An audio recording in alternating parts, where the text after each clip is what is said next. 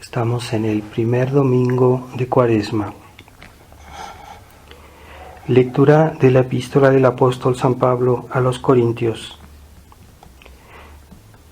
Hermanos, os exhortamos a que no recibáis en vano la gracia de Dios, porque Él dice: te oí en el tiempo oportuno, y en el día de la salvación te ayudé. Ha llegado ahora el tiempo favorable, ha llegado el día de la salvación. No demos a nadie ocasión de pecado, para que no sea vituperado nuestro ministerio. Antes, en todo, mostrémonos como ministros de Dios, con mucha constancia en las tribulaciones, en las necesidades, en las angustias, en los azotes, en las cárceles, en las sediciones, trabajos, vigilias y ayunos, con castidad, ciencia, paciencia y suavidad, por el Espíritu Santo, con caridad sincera, con palabras de verdad, con fortaleza de Dios, con las armas ofensivas y defensivas de la justicia, en el honor y el deshonor, en la infamia y en la buena fama. Ya no nos tengan por impostores, siendo verídicos, por desconocidos, aunque muy conocidos, por casi moribundos cuando en realidad estamos vivos, cual castigados pero no muertos, como tristes estando siempre alegres, como necesitados aunque hemos enriquecido a muchos, como gentes que de todo carecen cuando todo lo poseemos.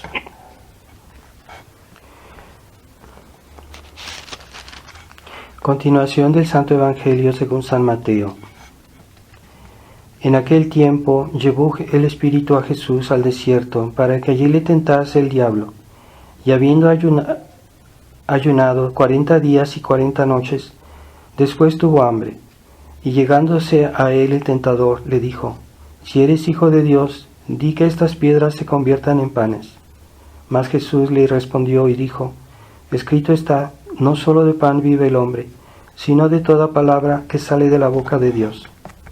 Entonces le transportó el diablo a la santa ciudad y púsole sobre el pináculo del templo. Y le dijo: si eres hijo de Dios, échate de aquí abajo, porque escrito está, mandó a sus ángeles cerca de ti, y te tomarán en sus manos, para que no tropiece tu pie contra alguna piedra.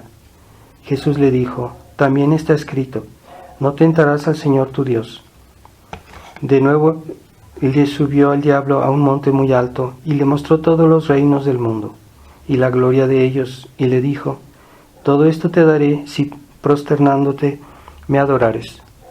Díjole entonces Jesús: vete de aquí, Satanás, porque escrito está, al Señor tu Dios adorarás, y a Él solo servirás. Entonces le dijo el diablo: he aquí que se acercaron los ángeles y les sirvieron.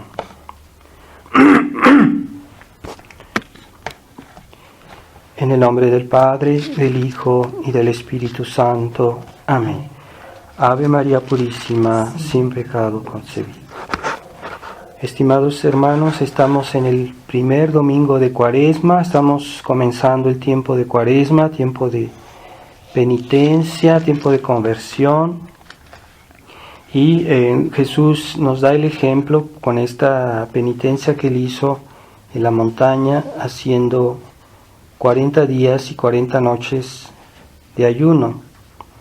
Está bien, él era Dios, él podía hacer penitencias más fuertes que nosotros, pero de todos modos nos dejó ese ejemplo de hacer penitencia, ese momento de estar en el monte, en el silencio, en la lejanía de todo.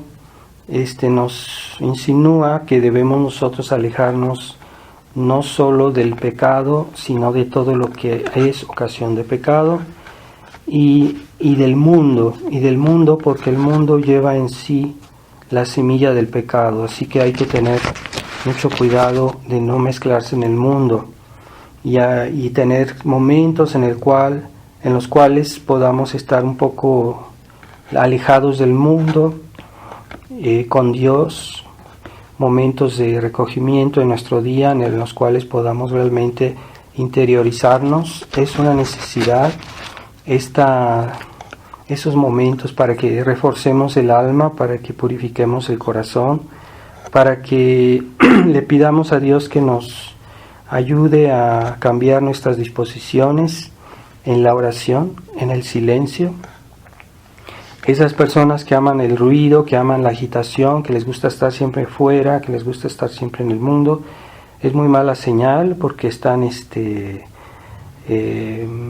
poco separados de Dios, del espíritu de oración, y no es normal que a la gente le guste estar así. Entonces, cuando a una persona le gusta estar siempre en el mundo, es muy mala señal.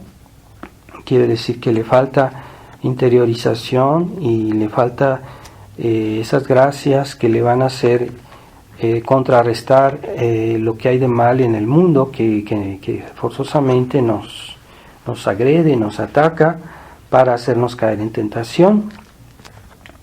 Así que nuestro Señor nos da el ejemplo cómo resistió al demonio, porque primero fue al desierto a rezar y después fue tentado por el demonio.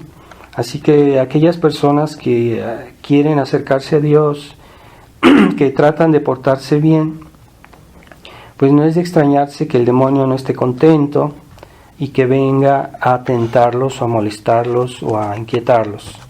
El demonio no tienta a las personas que ya están hundidas en el pecado, que ya están ganadas para el infierno, que ya están, por decirlo así, derrotadas espiritualmente. Y el demonio ya sabe que ellos solitos van a ir al infierno, no necesita sugerirles nada, porque esas personas ya están lejos de Dios y cerca del pecado. Pero cuando hay personas que buscan el bien, entonces cuando el demonio se inquieta y dice: aquí hay que hacer algo, porque no le gusta que haya personas que se acercan a Dios. Así que cuando alguien busca a Dios y entonces sufre tentaciones, sufre persecuciones, pues es buena señal. No hay que decir estamos mal, ¿no? Hay que alegrarse, ¿verdad? Si hacían los santos cuando veían que el demonio los perseguía, es porque en realidad el demonio no estaba contento de lo que hacían. Es buena señal. Como decía el santo cura de Ars, si tú nunca te has encontrado con el demonio, o sea, te has topado con él, es señal de que vas en el mismo sentido que él. Así que es inquietante alguna persona que dice que es feliz y que no tiene problemas, que no se inquiete, que no tiene tentaciones, que todo le sale bien. Eso es inquietante por ella. Pues la sabiduría del mundo dice que esas personas son las personas felices, esas personas son las personas que están bien, y no es así, Dios no lo ve así. Y vemos que siempre son tentaciones que quieren hacer que nuestro Señor se ponga en un plano puramente humano. El demonio lo tienta con los panes, desean el comer, las necesidades básicas. El demonio lo tienta con la soberbia, con la presunción, ¿verdad? El querer presumir de lo que tentar a Dios, ¿verdad? De aventarse del pináculo del templo, como diciendo, tú puedes hacer porque Dios te va a ayudar, porque Dios no te va a abandonar, tú haz a tu gusto, a tu manera. Y después el pecado también de la ambición, ¿verdad? Pues proponiéndole: si tú me adoras, yo te daré todos los reinos de la tierra, ¿verdad? Santo Tomás decía que en ese momento todavía el demonio no sabía que Jesucristo era Dios. El demonio sabía que Jesucristo era un gran hombre, era un gran santo o un profeta, pero no sabía que él era el Hijo de Dios. Eso le quedó escondido y él lo supo ya después de la muerte de nuestro Señor. Pero entonces todavía tenía esperanza de que Jesucristo pudiera hacerse de los suyos y convertirse en malo, y por eso lo tentaba. Si él hubiera sabido que era Dios, no lo hubiera tentado. Entonces, esta tentación del demonio es siempre ignorando siempre a Dios, porque todos estos pecados que le propuso son una manera de ignorar a Dios, y es el pecado por definición, es hacer algo que o bien está contra Dios o bien se separa de Dios o ignora a Dios. Eso es el pecado. Y ese fue el pecado que inició con el pecado de Luzbel, el primer pecado de los ángeles, que también fue eso, querer ser autosuficientes, querer ser felices sin Dios, querer separarse de Dios. Y el pecado de Adán y Eva, pues también fue ese, de quererse separar de Dios, querer hacer su vida sin Dios. Como el demonio les dijo, seréis como dioses si comes de esta fruta, es decir, que seréis algo aparte de Dios, no necesitaréis más de Dios. Y entonces el pecado de este humanismo, ¿verdad? O sea, de que centrarse sobre sí mismos y olvidar a Dios. Es el pecado, generalmente está inspirado en el egoísmo, en la soberbia, en la arrogancia, y todos los pecados están originados en eso. Entonces, cuando Dios hizo el orden del universo, hizo una jerarquía de valores. Esto es lo que nos enseña la filosofía cristiana, que Dios hizo una escala de valores y hizo varios tipos de criaturas. Entonces, en todo esto hay una orden, hay una jerarquía, hay una gradación, y debemos ser conscientes de eso para que podamos comprender cuál es la voluntad de Dios. Entonces Dios hizo primero las criaturas inanimadas, son las criaturas que no tienen vida, como las piedras, como la materia, el aire, las cosas que no tienen vida y que están, pues es la parte menos noble de la creación, aunque sí es noble la materia, ¿verdad? Pero después Dios hizo algo más, un nuevo nivel más perfecto, que es la vida vegetal. O sea, las plantas ya tienen vida, las piedras no tienen vida. El agua, la materia no tienen vida, pero las piedras tienen, las plantas, tienen vida. Entonces es un segundo grado de la jerarquía de valores que Dios hizo, la vida vegetal, el mundo vegetal. Y después Dios hizo más arriba de las plantas la vida animal, que los animales están a otro nivel mucho más elevado que las plantas, porque los animales no solo nacen y crecen como las plantas, pero además tienen sensibilidad, tienen instintos, pueden moverse, tienen una cierta autodeterminación y es un grado de vida más perfecto, mejor que el de las plantas.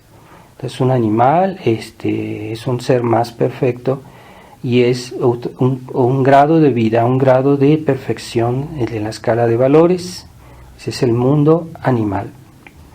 Y después Dios hizo la vida humana, que está arriba de las plantas y de los animales, y esa es la vida del hombre, la vida intelectual. Esa vida intelectual que tiene el hombre, pues sobrepasa en valor y consecuencias y dignidad a la vida de los animales y de las plantas y de las piedras.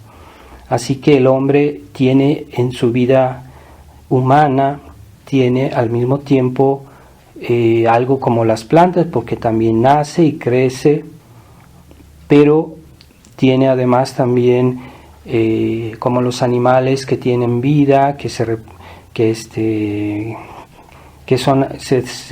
tienen una cierta autodeterminación, más libertad, pero no tienen la inteligencia. Entonces el hombre es mucho más perfecto que los animales. La vida de un hombre vale más que la de todos los animales juntos.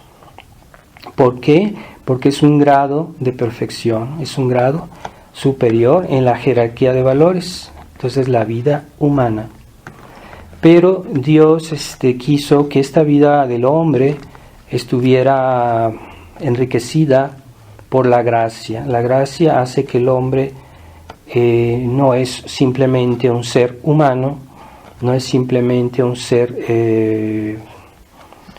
que natural, es algo más, ¿verdad? Y por la gracia el hombre se ha vuelto hijo de Dios, es decir, que Dios le ha comunicado su vida divina y le ha puesto en su alma. Eso Dios hubiera podido no hacerlo así y nada más hacer al hombre con una vida natural, con solo la inteligencia, sus facultades, que aunque son muy importantes respecto a los animales, pero no se puede decir que era un hijo de Dios en un sentido estricto.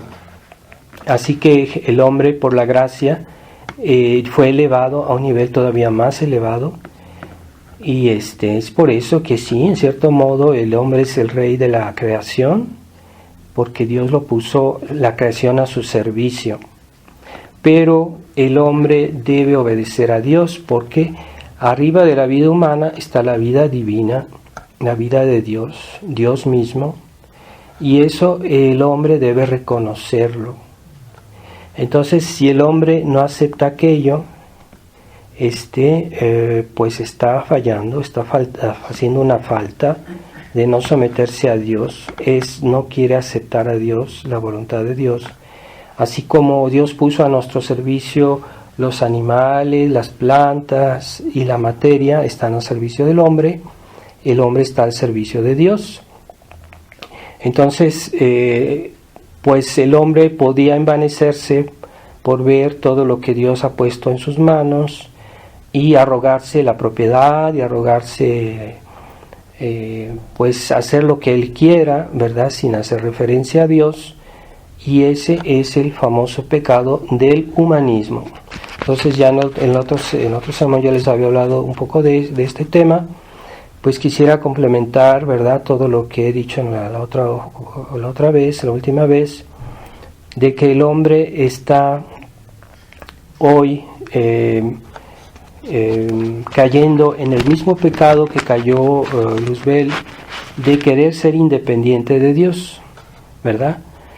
Y es cierto, el hombre, Dios le dio grandes cualidades, el hombre puede hacer cosas importantes, y tiene facultades que Dios le dio, pero no quiere decir que esas facultades vienen de él, no quiere decir que él pueda hacer lo que quiera con las criaturas, porque hay una orden, una ley de Dios, y no quiere decir tampoco que él debe independizarse de Dios, porque debe estar al servicio de Dios.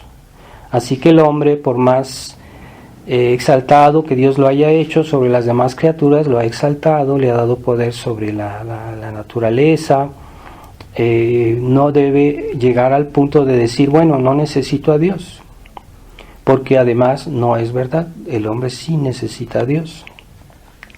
Entonces es el pecado del naturalismo, ¿verdad? Entonces hay que conocer bien en qué consiste para no dejarse seducir por este pecado que hoy está súper presente en este mundo moderno, este mundo que está inspirado en la Revolución Francesa con sus principios humanistas y que ya venía de más lejos, venía de la Revolución Protestante y todavía más antes del humanismo. El humanismo es un movimiento cultural y artístico que fue más o menos en el siglo XV, XVI, y que quería exaltar mucho los valores humanos. Muchos de los primeros humanistas eran personas creyentes, eran personas que murieron con los sacramentos, pero el problema es que el humanismo comenzó de una manera menos grave y poco a poco se fue acentuando ese problema que tenía el humanismo. Y el humanismo inicialmente, pues muchos humanistas no negaban a Dios, no negaban que había que obedecer a Dios, pero empezaron a hacer del hombre un pequeño Dios, o empezaron a exaltarlo demasiado, y sin ver que el hombre es pecador, es débil, necesita de Dios. Entonces cuando uno exalta demasiado a una persona, esta persona tiende a olvidar otros aspectos de su vida, sus obligaciones, sus necesidades, y hay que tener cuidado. Entonces este problema del humanismo no hizo que agravarse a través del tiempo, de los siglos, y después cuando vino el protestantismo, pues se transformó en lo que llaman los protestantes el libre examen, que el hombre puede juzgar de todo, no necesita de la autoridad de la iglesia, no necesita que la iglesia le explique qué quiere decir la Biblia. Eso es el libre examen, y ya el hombre empezaba cada vez más a independizarse de Dios,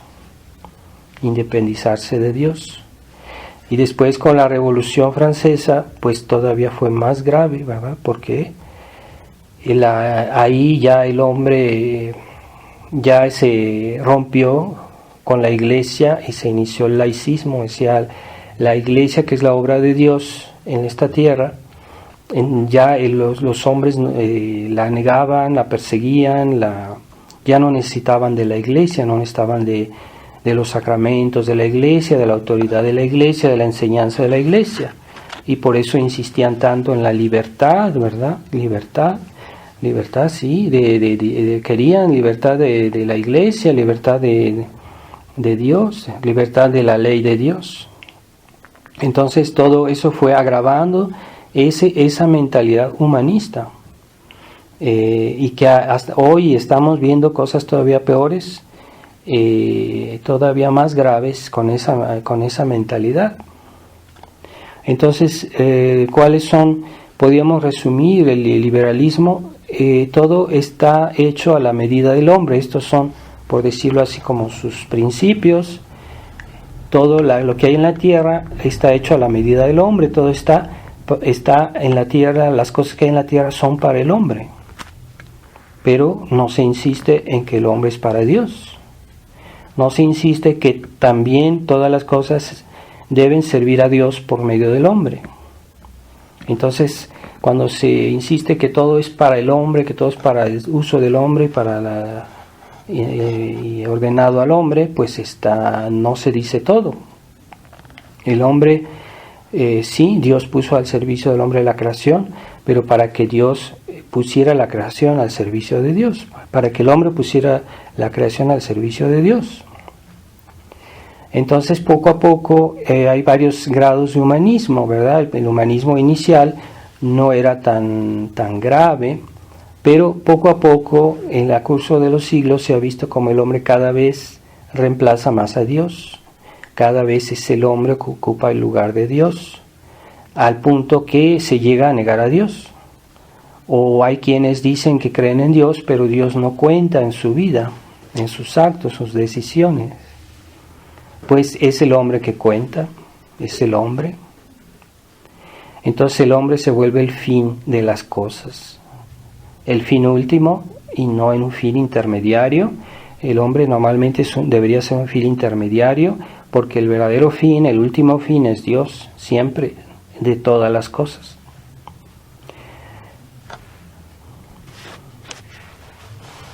Así que el hombre, si todo es, el hombre es la medida de todas las cosas, pues así las cosas que el hombre no comprende, que el hombre no entiende, pues no existen, ¿verdad? Así que el hombre, cuando algo no lo entiende, lo rechaza, lo ignora.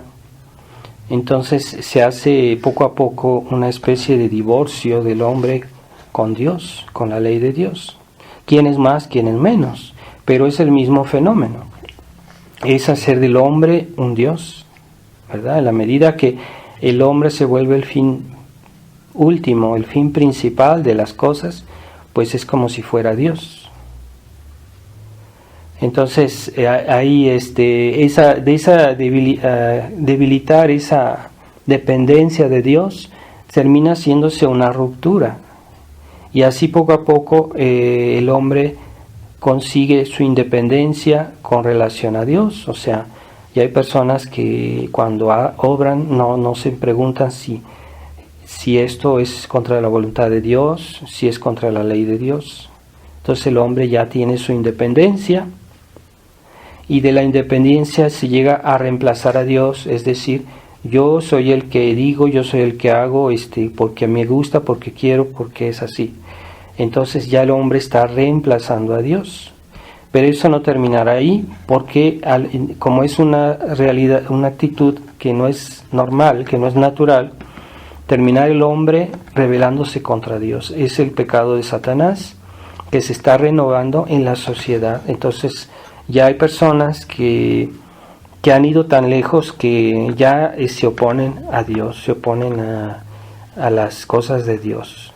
Ya están muy abajo, han caído muy bajo, pero a eso conduce el humanismo, a la rebelión contra Dios. Entonces los errores fundamentales del humanismo es que no someterse a Dios y que el hombre es bueno por naturaleza, así que no necesita de la iglesia, no necesita de la misa, de los sacramentos, que es toda esa medicina espiritual que Dios confió a la iglesia para curar nuestras heridas del pecado. Entonces, si el hombre no tiene pecado, si el hombre no está inclinado al mal, si el hombre no tiene problemas, pues no necesita de la iglesia, no necesita que un sacerdote dirija sus pensamientos o que le dé consejos, no necesitan confesarse, no necesitan que la iglesia les enseñe porque ellos ya saben todo. Esa mentalidad es liberal y se puede constatar que hay tradicionalistas con esa mentalidad que son muy independientes en el pensamiento. Los sacerdotes los aceptan muy parcialmente. No quieren aceptar sus directivas, sus consejos. No quieren independencia intelectual y también en los actos.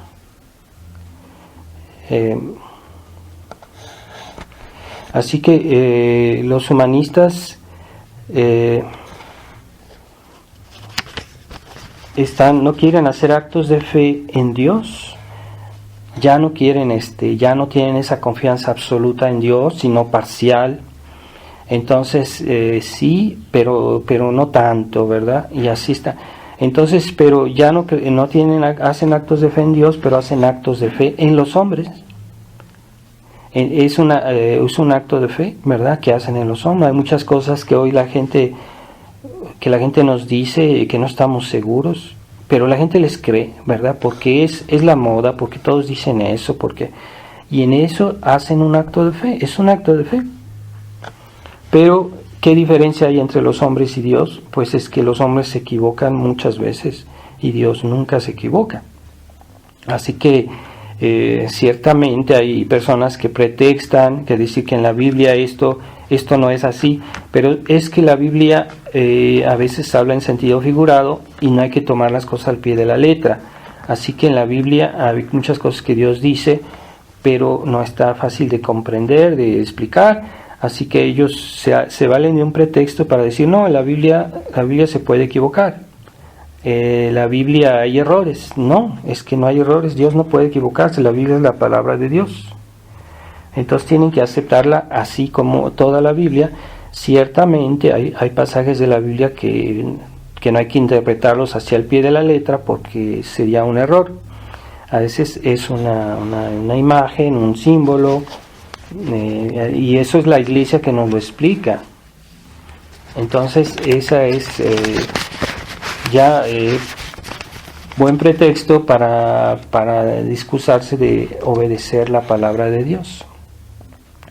Pero en sí, ontológicamente, la palabra de Dios es imposible que haya un error, porque si no, no sería Dios, ¿verdad? Así que hay que tener una buena Biblia y una Biblia explicada con buenos comentarios, porque ahí muchas veces uno encuentra la explicación de ciertas cosas que uno no entiende. Así que el liberalismo nos lleva a hacer todo referencia al hombre. Hay que comprender eso, y que en la escala de valores, pues sí, el hombre tiene su lugar, pero ahí está el engaño más fácil, porque hay un cierto fundamento de verdad, porque el hombre, Dios le dio grandes cualidades, pero Dios le dio también la libertad para que el hombre la usara bien, no para que la usara mal. Y así es como hoy lo que entendemos muchas veces, que todo viene del hombre. Por ejemplo, hoy se dice que la autoridad viene de la persona. Dicen que las personas que eligieron, por ejemplo, a alguien en un voto, a un presidente, son los que le dan la autoridad. No, es Dios que da la autoridad. La gente puede designar un jefe, puede elegir un jefe, pero le da, simplemente es la designación. Pero una vez que ese jefe tiene la autoridad, normalmente es el que tiene. Esa autoridad la recibe de Dios y representa a Dios. Yo no me refiero a esas autoridades modernas, liberales, que están contra Dios. ¿Cómo lo van a representar? Porque están contra Él. Pero el principio es que la autoridad viene de Dios. En la democracia se dice, la democracia moderna, hoy la gente dice que es la gente que da la autoridad. No, la autoridad viene de Dios. También se dice que la verdad viene de Dios, por eso el libre examen.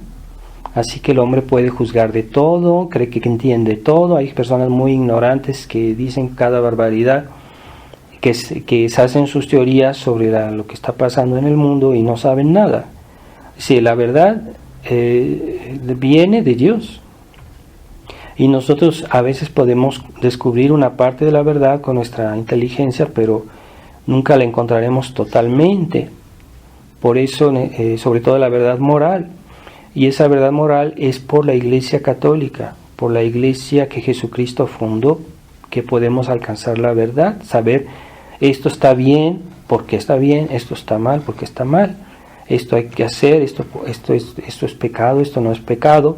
Eso es la Iglesia que nos lo explica. Nosotros no podemos comprender todo, no somos capaces. Y el derecho también viene de la persona. Hoy dicen, cada persona dice, tengo derecho a esto, tengo derecho a aquello. El derecho viene de Dios. Y si yo tengo derecho a algo, es porque Dios me lo ha dado, pero no de mi persona como tal. Porque si yo tengo una voluntad caprichosa de hacer algo malo, ¿cómo voy a decir que tengo derecho? Pero hoy las personas consideran que ellos tienen derecho a hacer de su vida lo que quieren. Son los derechos humanos, pero es que los derechos se fundamentan en el orden de Dios, en la jerarquía de valores, en el orden que Dios puso en la tierra. Ahí se fundamentan los derechos. Entonces, si uno sale de ese orden, si uno sale de los 10 mandamientos, ya no tiene derecho. Es indigno. Una persona que comete un crimen se vuelve indigna, ya no tiene derecho. En ese sentido, que ha hecho un pecado. Bueno, pues también el humanismo quiere que el derecho viene de la persona, ¿verdad? Entonces, las personas que son caprichosas hacen cualquier cosa. Y también el humanismo nos dice que la felicidad y la perfección del hombre vienen del hombre, de las fuerzas humanas, por el hombre, por su dinero, por su actividad, por su trabajo, por la ciencia, la tecnología, el arte. El hombre alcanza su felicidad por sus propias fuerzas y es suficiente. Bueno, a quienes más, quienes menos, algunos todavía hacen algo de referencia a Dios, otros nada, pero todo eso es humanismo.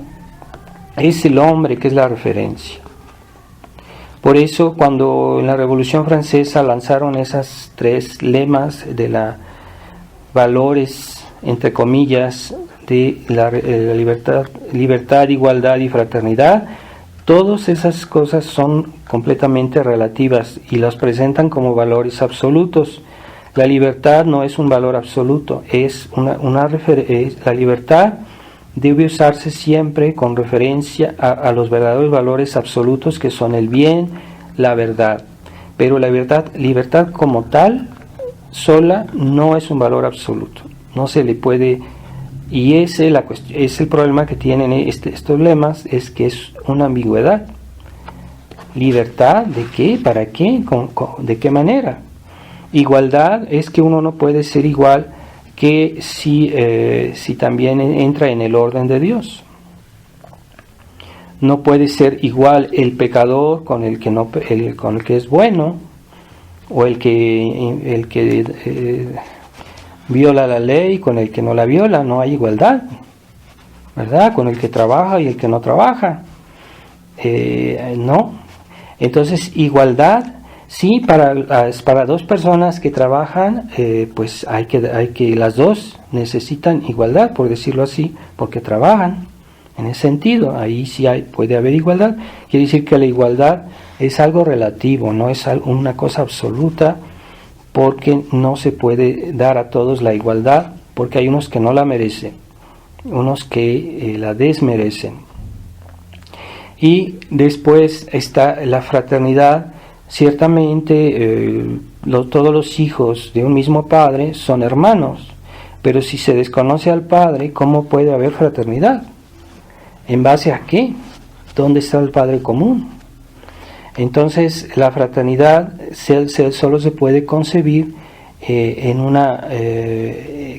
cuando somos hermanos, pues que estamos sometidos a Dios, porque estamos sometidos a algo bueno, por ejemplo, a una familia, a una sociedad buena que se comporta bien, pues ahí hay una fraternidad que es correcta.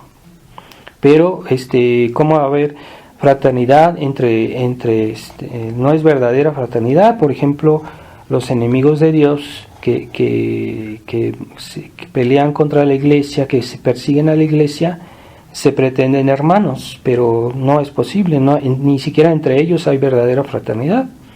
Lo que los une es el odio a Dios y a la iglesia, pero no entre ellos no son hermanos tal como lo dicen, ¿verdad? Se hacen daño entre ellos por su egoísmo. Y este humanismo pues va a desembocar algún día en el satanismo, porque cuando se llega realmente a hacer la ruptura con Dios, llega un momento en que no se puede sino odiar a Dios, ¿verdad? Y porque la realidad es esa. La realidad es que Dios creó todas las cosas, la realidad es que Dios es autor de todas las cosas, que es dueño de todas las cosas, y la verdad es que Dios es justo y castiga. Entonces, a los que violan la ley, así que aquellos que se quieren independizar de Él, pues terminan mal, terminan castigados, y por eso llegan a un momento en que odian a Dios. Así que el humanismo comenzó con unos cristianos tibios que creían que se podía hacer en la vida dos aspectos, un aspecto mi vida religiosa y otro aspecto mi vida civil, mi vida humana, y yo hago lo que quiero de mi vida civil, pero yo estoy bien con Dios porque yo el domingo voy a misa. Entonces ahí están mal, ¿verdad? Y eso es una ilusión, porque Dios es dueño de todo, ¿verdad? Entonces separación de la iglesia, del Estado, separación de la vida religiosa y de la vida política, separación de la vida cristiana y de la vida humana, en la vida de los particulares, pues también es un engaño, es una falsedad. Así que esos católicos liberales, esos católicos tibios, son los que han introducido en la iglesia esa mentalidad liberal, esa mentalidad humanista, y están destruyendo la caridad, por ejemplo, ¿verdad? Y para un liberal, la caridad cristiana está en tener caridad primero con el prójimo y después con Dios, o respeto al prójimo y después a Dios y a los principios de Dios. Y cuando no, es al contrario, primero está Dios y los principios, las enseñanzas de Dios, y después el prójimo, sí, ¿verdad? Entonces, si anteponemos el prójimo a nuestros principios, a nuestras convicciones, está mal, porque Jesús nos dijo de amar el prójimo, pero no amarlo sobre Dios, sobre la ley de Dios. Es un amor mal entendido y eso no es verdadero amor. Entonces, esa es la mentalidad de hoy, que que hasta los hombres de iglesia, el Papa Francisco anda predicando la caridad y con los demás, pero deja de lado la ley de Dios, los principios de Dios, las enseñanzas de la iglesia fundamentales. Está engañando al pueblo cristiano. La plenitud del hombre sin la sujeción a Dios es una ilusión. Entonces esta sociedad moderna llegará a un momento a una gran decepción, porque esto no tiene consistencia.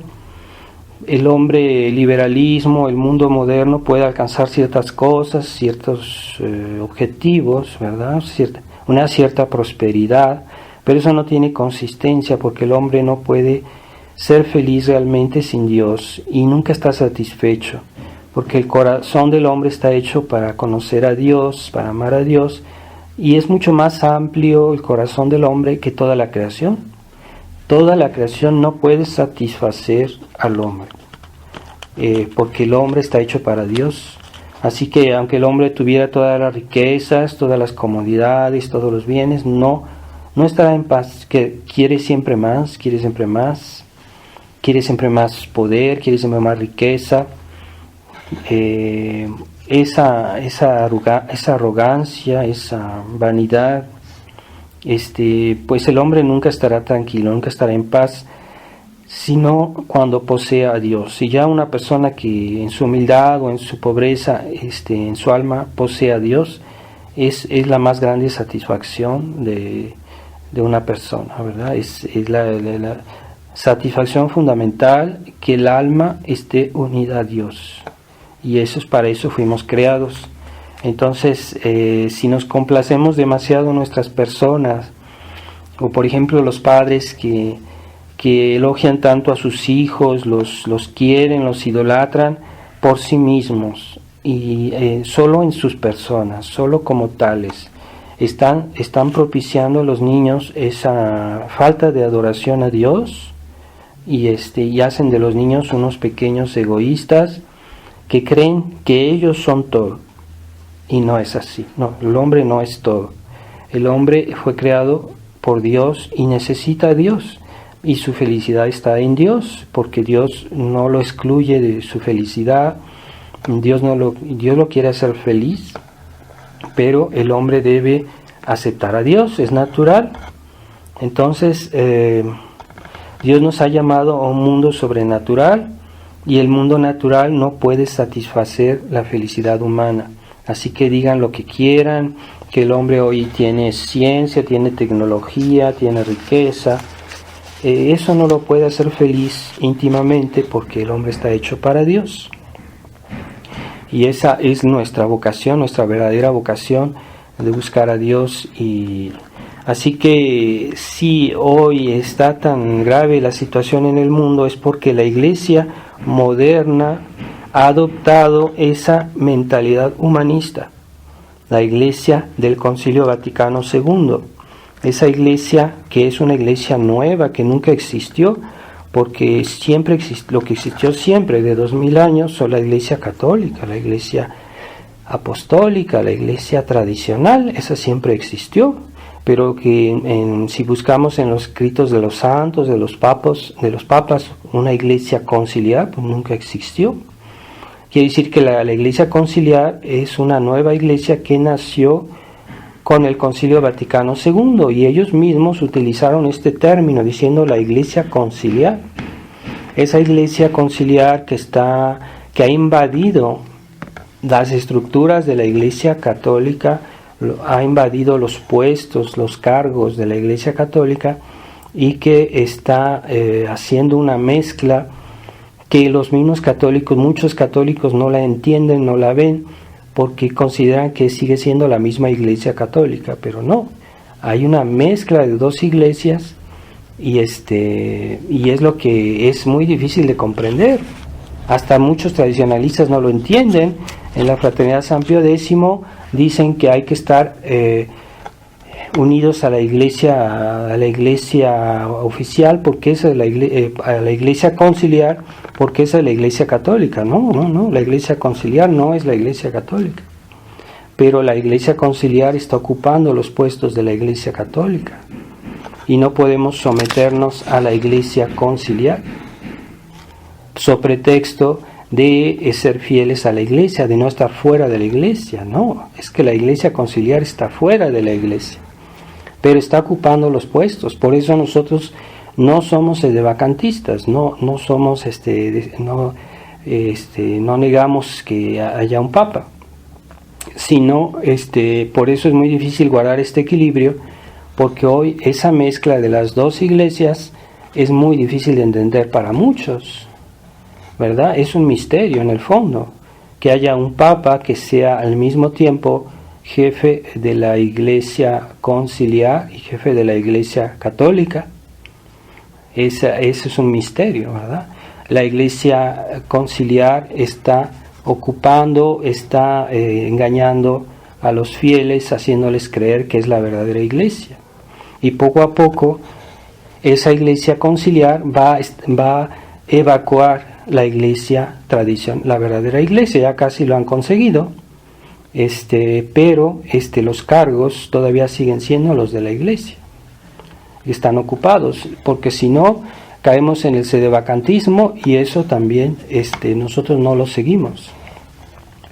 Entonces hay un misterio, ¿verdad? Por eso la abominación de la desolación en el lugar santo es que haya esa Iglesia Conciliar que está en el lugar santo, en los lugares que pertenecen a la Iglesia tradicional, los cargos de la Iglesia. Por eso nosotros no desconocemos al Papa como Papa, sino en su manera de actuar, en su manera de enseñar, que ya es un hombre que está destruyendo la Iglesia desde dentro, y prácticamente lo han conseguido. Prácticamente muchos católicos ya están diciendo cosas que no son católicas, se comportan como protestantes.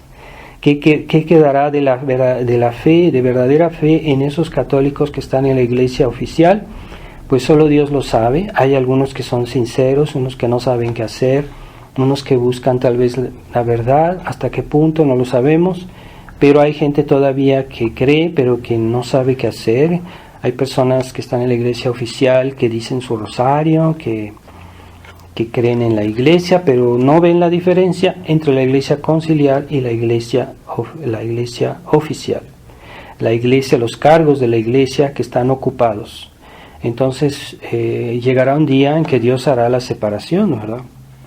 Y va a ser doloroso, y aquellos que no tengan las ideas claras se van a escandalizar. Pero veamos que también hay algunos que con un concepto falso de la unidad de la Iglesia quieren llevar los católicos tradicionalistas a la Iglesia Conciliar, porque de hecho es la Iglesia Conciliar la que está imperando hoy en la Iglesia. Entonces someterse a la Iglesia oficial es peligrosísimo, y es lo que están haciendo hoy. Por ejemplo, los jefes de la Fraternidad San Pío X no han comprendido eso, que Monseñor Lefebvre decía que la Iglesia Conciliar es una máscara, una falsificación de la Iglesia Católica, pero al mismo tiempo es una mezcla entre dos iglesias, y el Papa es un Papa de dos iglesias. Este Papa Conciliar es jefe de la Iglesia Conciliar y jefe y tiene el cargo de Papa, ¿verdad? Entonces en principio es jefe de la Iglesia Católica. Ahí hay un misterio, pero nosotros, mientras este hombre esté favoreciendo el modernismo y los herejías y las ambigüedades, pues claro está que mientras él no abjure de sus errores, no lo podemos obedecer, no podemos o escucharlo, no podemos estar bajo su tutela, porque ese hombre es enemigo de la tradición. Entonces pidámosle a nuestro Señor que en este tiempo de Cuaresma es como una preparación a la pasión de nuestro Señor, Y a pesar de todo, por ejemplo, en el tracto de hoy es el Salmo 90, que es el Salmo de la confianza. Es muy bonito este Salmo, es bueno leerlo con calma. Pues el Salmo de la confianza, y ese Salmo podemos decir o rezar, incluso recitarlo. Y o sea, cuando nuestro Señor se acerca más a su pasión, se está acercando al momento de su pasión, pues entonces ahí es cuando se lee este Salmo de la confianza, es decir, la confianza en Dios, que a pesar de todo lo que vemos, todo lo que sufrimos, pues tenemos confianza en Dios, como la Virgen María, que nunca perdió la confianza, sí, sufrió mucho, muchísimo, pero nunca perdió la confianza en nada. Y eso es lo que debemos pedir a su corazón inmaculado, que nos dé confianza, que nos dé paz. Esa paz que es posible conservarla en medio de los más atroces sufrimientos. Es lo que sufrió la Virgen, pero en la paz. Y es lo que los hombres hoy no entienden, ¿no? ¿Cómo es posible? Cuando sufren comienzan a agitarse, comienzan a desesperarse, comienzan a protestar, comienzan a rebelarse, a perder la paz, pero no, es que Dios no nos pide que perdamos la paz, aunque suframos, y es posible guardar la paz. Y si la perdemos es porque primero desconfiamos, primero no tuvimos fe suficiente, entonces por eso se pierde la paz de aquellos que sufren. Pero la Virgen nunca perdió la paz, así que es nuestro modelo de perseverancia en estos tiempos de oscuridad, de crisis, es la paz de la Virgen María, que está inspirada en su gran fe, en su gran esperanza, en su gran caridad. Ave María Purísima, sin pecado concebida.